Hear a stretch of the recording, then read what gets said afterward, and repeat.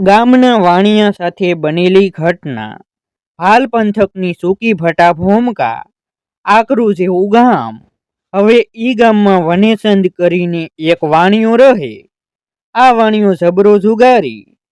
જુગાર રમવા બેસી ત્યારે રોટલા ટાણું ઘર બારની બૈરી છોકરા સંધુઈ વિસરી જાય. ધૂણું ધખાવીને ટુકડા પડ્યા રહેતા. ખાખી બાવાની જેમ ગાંજાનું બંધાણ હોય. 12 મહિના ડેલીની દોઢીમાં બેહાણ રાખતા. હરડા બંધાણીની જેમ હોકાની હારોહાર અફીણનું બંધાણ હોય. ઈ માને જોગઠે રમવાનું જબરું બંધાણ વળગેલું. હું ભાઈ. એવામાં એક દિવસ જમનાશંકર જોશીએ વાણિયાના હાથમાં વિધાત્રી દેવીએ પાડેલી આડી અવળી રેખાયું જોઈને કીધું, શેઠિયા સાંભળજો, તમારા માથે શનિ મહારાજની 3.5 દીની પનોતી લોઢાના પાયે બેસે છે. જો તમે એ 3.5 દીની અવધિ હેમખેમ વટાવી જાવ તો વાંધો નહીં, નહીતર માથે કાળની કઠણીનું એવું શક્કર ફરે છે કે તમને સીધો જ ફાંસીનો હુકમ મળશે. જોશી મહારાજ, તમારી વાત ખોટી પડી તો શેઠ, જમનાશંકરના જોશ ખોટા પડે તો આ પડિયામાં પડ્યા છે એ સંધાઈ ટીપણા સીધો તળાવમાં જઈને પધરાવી આવું. ડોકમાં જનોઈના ત્રાગડા રાખવાનું ને કપાળમાં ત્રિપુંડ તાણવાનું આજથી બંધ કરી દઉં. જમનાશંકર મહારાજની વાતથી ભે ખાઈ ગયેલો વાણિયો ઘરના કમાડિયાવાસી મહીથી સાંકળ ઠસકાવીને સૂઈ ગયો. એમ કરતા કરતા 1 દી, 2 દી, 3 દી અને રાત્યુ મલની જેમ ગલોટિયા ખાતીને રમત ગમત કરતી વધી ગઈ. 3 દી લગી ઘરમાં ગોંધાઈ રહેલો વનેચંદ ચોથે દી સવારના પોરમાં પોટલીએ જવા બહાર નીકળ્યો. ઉપડતા પગે પાદરડામાં કળશ્ય જઈને પરબારીઓ ઘર ભણી વળી નીકળ્યો. એમાં ગામને પાદર માતાના મઢ આગળ 5-7 જુગારીઓ એક પઠાણ હારીએ જુગઠે રમે છે.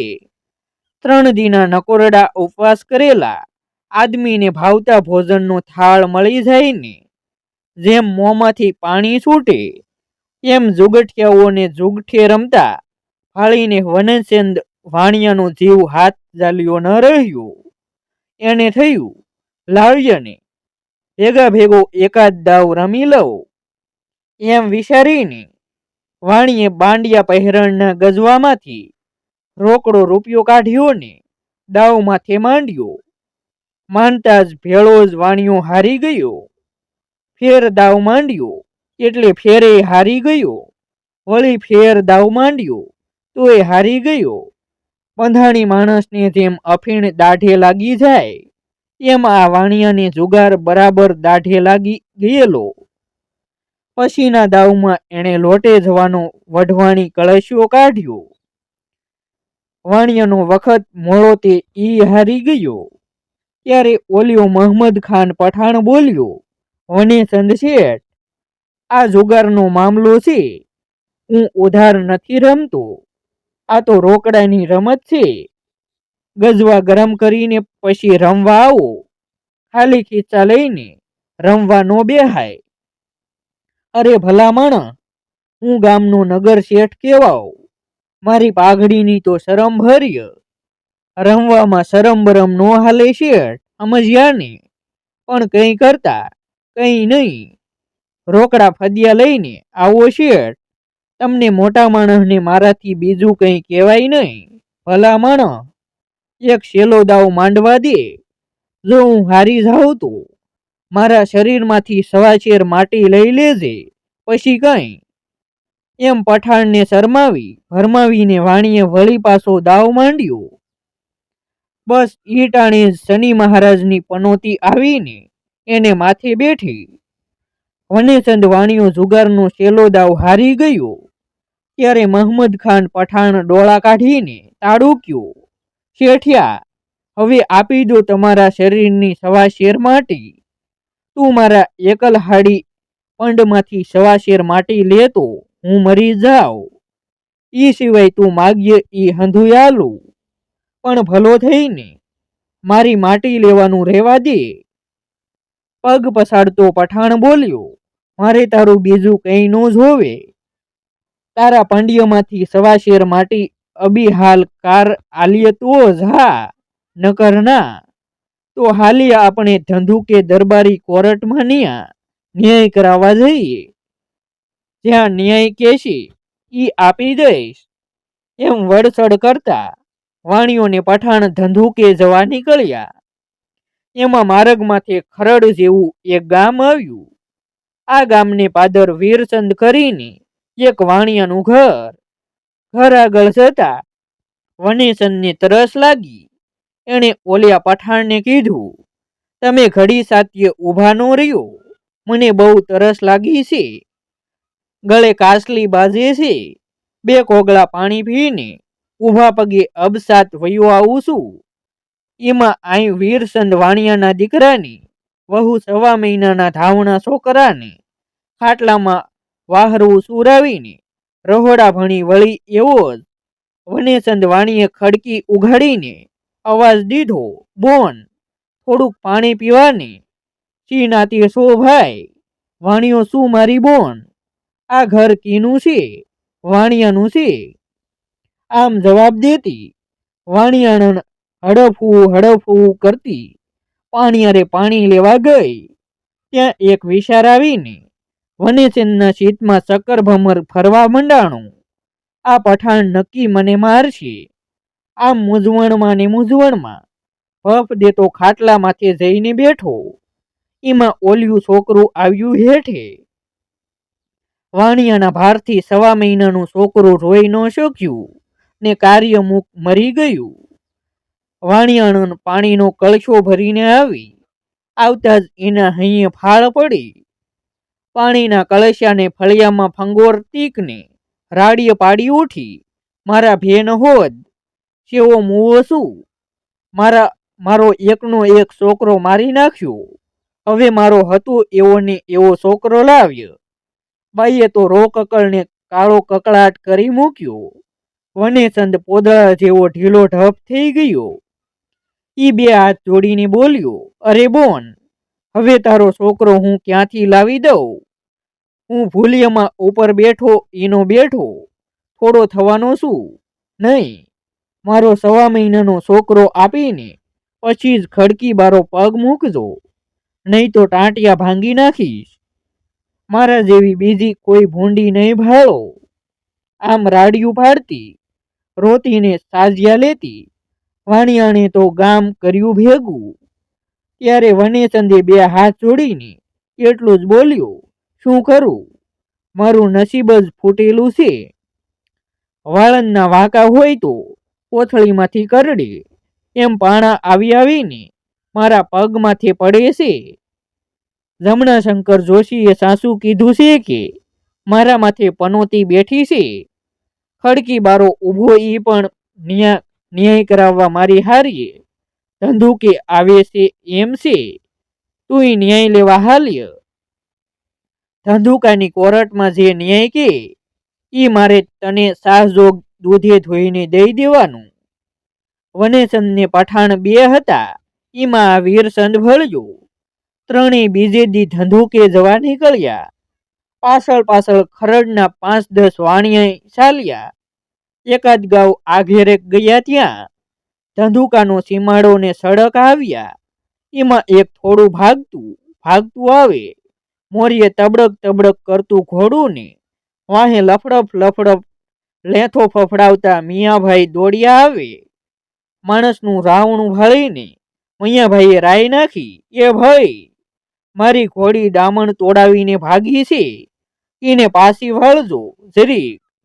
આ વનેચંદ વાણીએ ખભેથી ખેસ લઈ ઊંચો હાથ કરી ઝંડો કર્યો ને હે અવાજ કર્યો. એમાં મારું બેટું ઘોડું એવું આકળું ને તે સારે પગે કૂસ્યું. કૂદકાકને પડ્યું ખાળિયામાં. ખાળિયાની ધાર પડખામાં વરામની વાગતા થોડું ઘડીક તરફડી મારીને મરી ગયું. એટલે ઓલિયો મૈયાભાઈ હાથમાં દંડીકો લઈને ફરી વળ્યો અબે બનિયા, મેરી ઘોડી લાય, તારી ઘોડી. તે કીધું ને મેં પાસી વાળી. તો તારે પાસી નહોતી વાળવી ને, શું લેવા વાળી? મને શી ખબર કે તારું તાવડું આમ ટળી જશે, તો તારે ખબર રાખવી તી. હવે તું કહે એવું 5-25 ટટું લઈ આલું. તું મારો સાલ છોડ્ય. મૈયા ભે કહે, નહીં, મારે તો હતી એવી ને એવી ઘોડી જ લેવી છે. તારી ઘોડી હું શ્યાંથી આપું? પણ આ બે ધંધુકે કોર્ટમાં ન્યાય લેવા આવે છે, એમ તુંય ભેળો હાલ્ય. 2 થી ભેલા 3, આ બધા ઉપડ્યા ધંધુકે જવા. એમાં વનેસનને થયું કે આ બધા ન્યાય લેવા આવે છે, એમને હું કોર્ટમાં શું જવાબ દઈશ? આમ કરતા કરતા સૌ પહોંચ્યા ધંધુકા. હવે આ ધંધુકામાં મુસલમાનનો મહોલ્લો, 7 માળની હવેલી. આ હવેલીની હેઠે 101 વર્ષનો બાબા સાબ્ય સવામણના રૂના ગાદલામાં આને વાહરવો સૂતેલો. હવે આથ વનેચનને થયું કે કોર્ટમાં જાવું ને સાસુ ખોટું બોલવું, એના કરતા આ 7 માળની હવેલીમાંથી ચડી હેઠો પડીને મરી જાવ ને. આમ વિચાર કરીને વાણિયો કોઈને પૂછ્યા પાથ્યા વગર સડસડાટ કરતો હવેલીના 7મા માળે ચડી ગયો. પોતાના ઈષ્ટદેવને, કુળદેવને, પિતૃદેવને હતા એટલા સંધાઈ દેવને યાદ કરી મરવા માટે ઉપરથી પડતું મેલ્યું ને સીધો જતલોકને પડ્યો ઓલ્યા બાબા સાબ્ય માથે. તે વાણિયો જીવી ગયો ને બાબા સાબ્ય મરી ગયો. બજારમાંથી ભપાકો થતા લોકોનું ટોળું ભેગું થઈ ગયું. ઘરમાંથી મકોડા બારા નીકળે એમ મહોલ્લામાંથી માણસો બારા નીકળવા મંડાણા. આપણું બાબા સાબ્ય મરી ગયા, આપણું બાબા સાબ્ય મરી ગયા એમ બોલતા રોકકળ કરવા મંડાણા. રાજા માણસ વચ્ચે વાણિયો ઝલકાઈ ગયો. આણે જ આપણા બાબા સાબ્યને મારી નાખ્યા છે. માર ડાલો સાલે કો, કાટકે કુત્તે કો ખિલા દો. ત્યારે વાણિયાનું પોતિયું ઢીલું ને મોં વીલું થઈ ગયું. તે તો 2 હાથ જોડીને કરગરવા લાગ્યો. બાબા સાબ્યનું ક્રિયાકાર જ બીજું ત્રીજું જે કંઈ થતું હોય એનું 5-25 રૂપિયાનું ખરસ આલી દઉં. બીજું તો હું શું કરું? બધા એક અવાજે બોલ્યા, નહીં, અમારો હતો એવો બાબા સાબ્ય જ લાવ્યો. ત્યારે વનેચંદે વિનંતી કરીને કહેવા લાગ્યો, આ 3 છે, એવા ચોથા તમે. હાલો, કોર્ટમાં જે ન્યાય થશે એ દઈ દઈશ.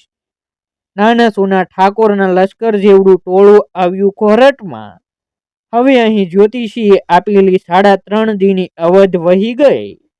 વનેચંદને માથે 3.5 દીની શનિ મહારાજની પનોતી હતી, એ પૂરી થઈ.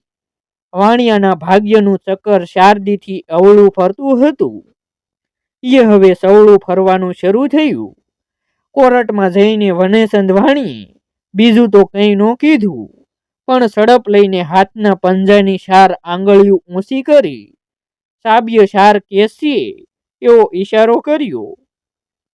એટલે ઓલ્યા દરબારી જજ સાહેબ સમજ્યા કે મને 4000 રૂપિયા આપવાના કર્યા, એટલે 4 કેસ ઉડાડી મેલું તો 4000 મળશે. એટલે આ વાણિયાને તો ગમે એ રીતે જીતાડવો જ. એટલે જજ સાહેબે પહેલા ફરિયાદી પઠાણને બોલાવીને પૂછ્યું, શું છે ભે તમારું?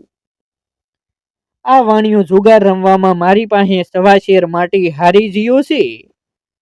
એ માટી હારી ગયો છે એ વાત સાચી, પણ એ તને ક્યાંથી દે? તું જે કિંમત કહે એ તને આપી દે. નહીં સાબ, મારે તો એની 1.25 શેર માટી જ લેવાની છે. વાણિયાની માટી જ લેવી છે ને તો લે આ તરવારને કર્ય ઘા. એક તલભાર વધે નહીં ને તલભાર ઓછી થાય નહીં.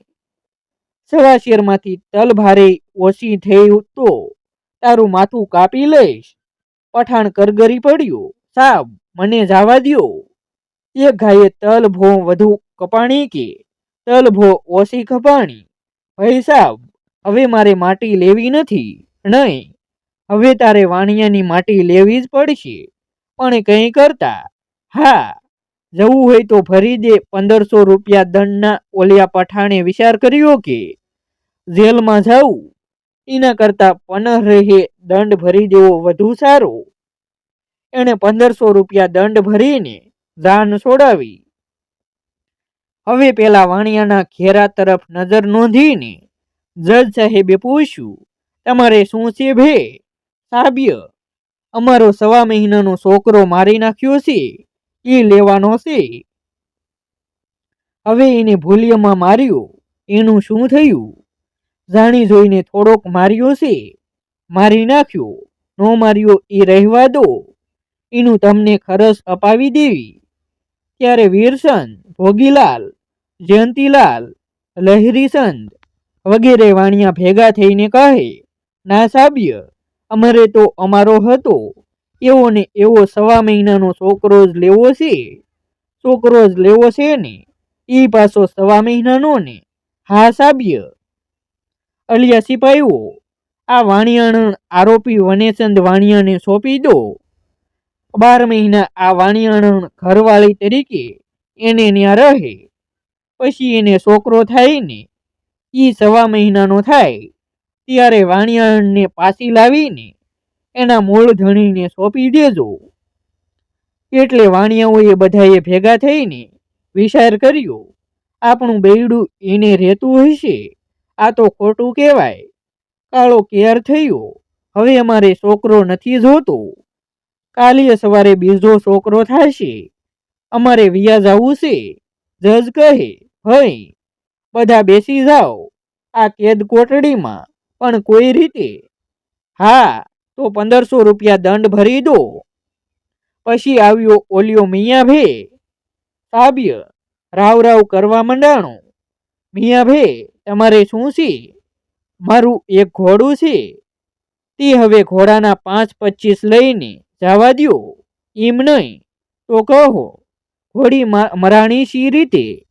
મેં સાદ કર્યો ને એને ઊંચો હાથ કર્યો, એમાં ટાળડું ખાળિયામાં પડીને મરી ગયું. ત્યારે જજ સાહેબ બોલ્યા, અલિયા સિપાઈઓ, લાવો ઓલી સરી. પહેલા આની જીભ કાપો, પછી પેલાનો હાથ કાપો. મયે ભે હોશિયાર હતા.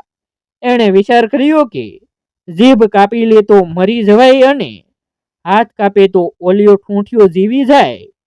મિયા કહે, ભાઈ સાહેબ જવા દો, મારે એવું નથી કરવું, નહીં જવાય. બેહી જાઓ આ કેદ કોટડીમાં, પણ કોઈ વાતે. હા, તો ભરી દો 1500 દંડના. મિયાભાઈએ 1500 રૂપિયા દંડના ભરી દીધા. છેલ્લે આવ્યા ઓલિયા બાબા સાબ્ય વાળા. જજ કહે, તમારે શું છે? સાબ્ય, આ ભોલવાળા વાણીએ અમારો બાબા સાબ્ય મારી નાખ્યો છે. તમારો બાબા સાબ્ય મારી નાખ્યો છે. એનું આ વાણીઓ ખરસ આપી દે, એને જવા દો. નહીં સાબ્ય, અમારે તો 100 વર્ષનો હતો એવો ને એવો બાબા સાબ્ય જોવે. એનું 5-15નું કુટુંબ ભેગું થઈને આવેલું. એમાંથી બાબા સાબ્યનો બડો દીકરો બોલ્યો. જજે વિચાર કરીને કહ્યું, હવે એક વાત છે. એ 7 માળની હવેલીમાંથી ચડો ને હેઠે મેલો મોટો પથરો. એ પથરા પર વારા ફરતી બધા પડો. એમાંથી જે જીવતો રહે એ તારો બાબા સાબ્ય જઈને લઈ આવે, ને જો મરી જાય તો એના જીવનો જાય. હવે એ 5-25માં બધાને લાગતો વળગતો એ બાબા સાબ્ય હતો, પણ કયો 7 માળની હવેલી પર ચડે ને હેઠે પડે. સૌ એકબીજાના મોં સામું તાકીને મયોમય કહેવા લાગ્યા, તું મરી જા, હું ચડું તો હું મરી જાઉં. પછી કહે, સાબ, અમારે હવે કંઈ બાબા સાબ્ય લેવો નથી. ભલા થઈને અમને જવા દો. નો જવાય, પણ કંઈ કરતા તો મૂકી દો 1500 રૂપિયા દંડના. આમ 1500 રૂપિયા એમની પાસેથી લીધા. બધા 1500 દંડ ભરીને ગયા. એટલે જજ સાહેબે આ વાણિયાને ઊભો રાખ્યો. શેઠિયા, ઓલિયા 4000 રૂપિયા નક્કી કર્યા હતા, એ લાવો. ત્યારે શેઠિયો હસીને બોલ્યો, જજ સાહેબ, જરીક વિચાર કરો. 4,000 રૂપિયા લઈ લો ને, બાકી વાહે વધ્યા ઈ 2,000 મને દઈ દો, નહીં તો કરીશ કેસ. આ દંડના 6,000 તમે સીના લીધા, તમને 4,000 કીધા ઈ સાસા, ઈ લઈને વાહે વધ્યા ઈ 2,000 આપી દો પાછા. ડાયા થયા વગર જજ સાહેબ મનોમન બબડ્યા. આ શેઠિયોય મારો દીકરો મને માથાનો મળ્યો ખરો. ભીતે સિતરિયો વાણિયોય ભૂંડો આટલા માટે જ કીધું હશે. આમ વનેસંદ વાણિયાની 3.5 દીની પનોતી પૂરી થઈ. એની કઠણી ઉતરી ગઈ ને શેઠિયો 2,000 રૂપિયાની કોથળી લઈને ઘર ભેગો થઈ ગયો. આજની ઘડીને કાલ્યનો દી. આવા જ નવા વિડીયો જોવા માટે અમારી યુટ્યુબ ચેનલ સબસ્ક્રાઈબ કરો અને વિડીયોને લાઈક અને શેર કરવાનું ભૂલશો નહીં. ફરી મળીશું એક નવી સ્ટોરી સાથે.